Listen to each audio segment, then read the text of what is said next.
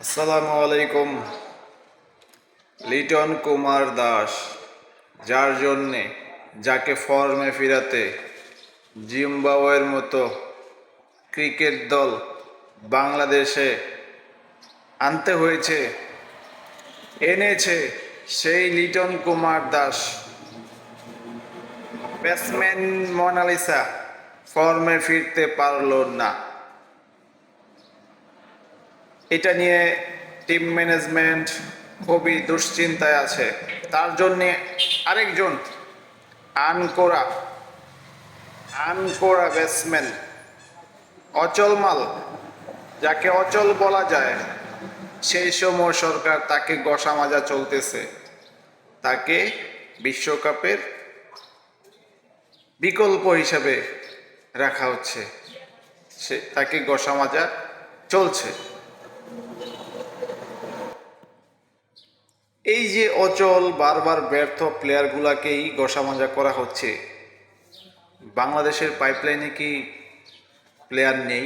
লিটন কুমার দাস নাকি ক্রিকেটের মোনালিসা, একমাত্র বাংলাদেশের ড্যাশিং স্টাইলিশ, যার স্ট্রাইক রেট ভালো, যার গড় ভালো, একমাত্র ওপেনার।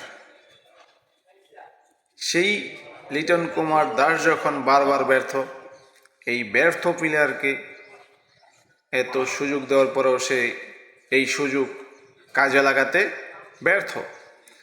আসলে কেউ যদি ব্যর্থ হয়ে যায়, আর সেই ব্যর্থতার পর যদি তাকে কঠোর পরিশ্রম করে পারফর্ম করে দলে জায়গা করে করতে না হয়, তাহলে তো সেই ব্যর্থ থাকবেই।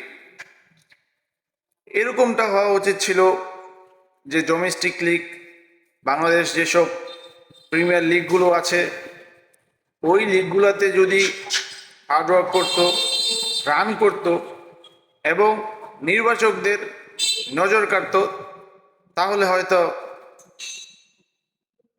বাংলাদেশ দলে ফেরা কঠিন হয়ে যেত। কিন্তু আপনি দিনের পর দিন যখন প্লেয়ার শূন্য, পাইপলাইনে প্লেয়ার না থাকে এবং তারা জানে যে আমরা ছাড়া গতি নেই, আমরা ডাক মারলেও আমাদেরকে ডাকবে, আমরা রান করলেও আমাদেরকে ডাকবে, এই ব্যর্থতা শুধু লিটন কুমার দাসের একার নয়, ক্রিকেট ম্যানেজমেন্ট সহ যারা এই দায়িত্বে আছে তাদেরও এই ব্যর্থতা।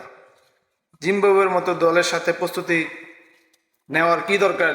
যেই জিম্বাবুয়ে উগান্ডার সাথে হেরে এসেছে, হ্যাঁ, তারাও অনেক দিন ধরে ইন্টারন্যাশনাল ক্রিকেট খেলতেছে, তার মানে তো এই না। দেখা হবে, কথা হবে স্পোর্টস টেলকের সাথে। আপনারা থাকবেন, আমিও আছি। ধন্যবাদ।